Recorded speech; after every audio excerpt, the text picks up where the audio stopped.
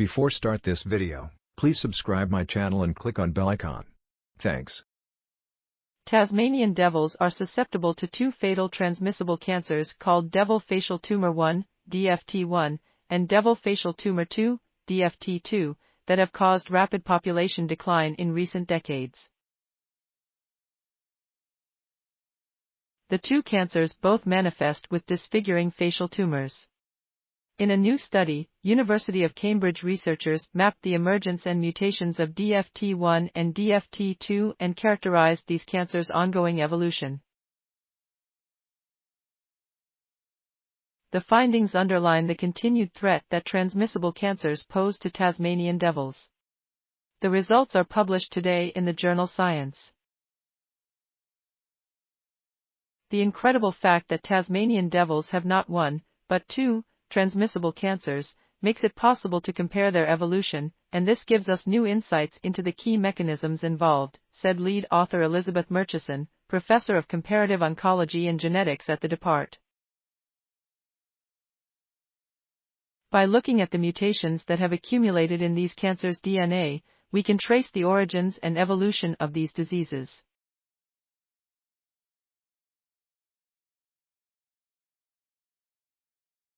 Our results show that the two cancers arose through similar processes and that both have striking signals of ongoing evolution.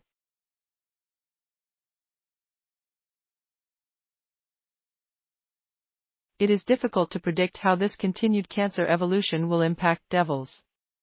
The researchers created an improved reference genome, essentially a map of the entire DNA sequence of the Tasmanian devil, and compared this to DNA taken from 119 DFT1 and DFT2 tumors.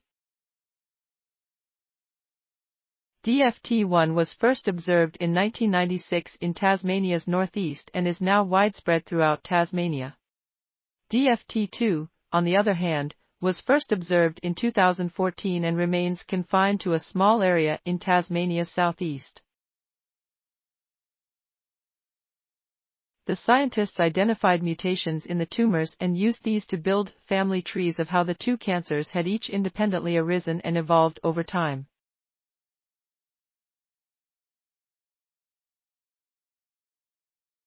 By tracking mutations, the researchers discovered that DFT2 acquired mutations about 3 times faster than DFT1. As mutations usually occurred during cell division, the most likely explanation is that DFT2 is a faster-growing cancer than DFT1, say the researchers, underlining the importance of DFT2 as a threat.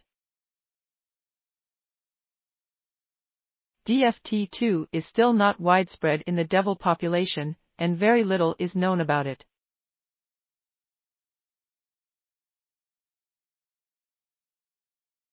We were really startled to see just how quickly it was mutating, alerting us to what could be a very unpredictable threat to the devils in the long term, said Maximilian Stamnitz, first author of the study.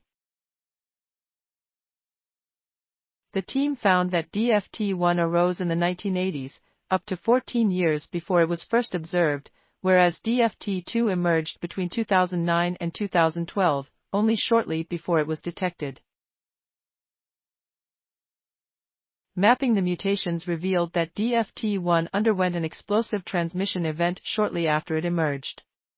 This involved a single infected devil transmitting its tumor to at least 6 recipient devils. DFT1 has now spread throughout almost the entire devil population and has recently been reported in the far northwest of Tasmania, one of the few remaining disease-free regions of the state.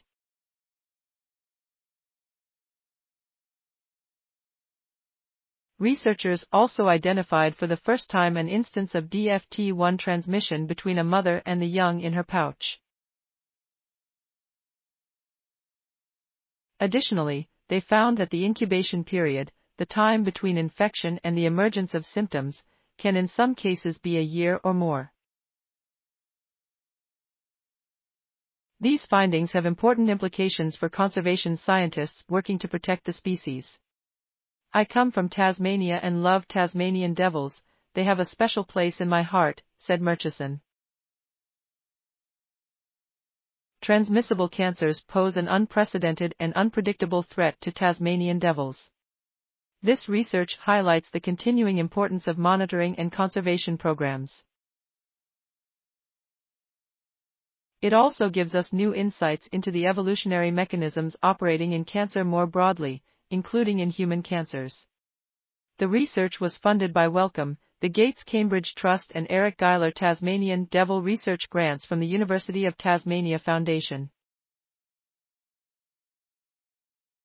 Thanks for watching. Please subscribe my channel for more videos.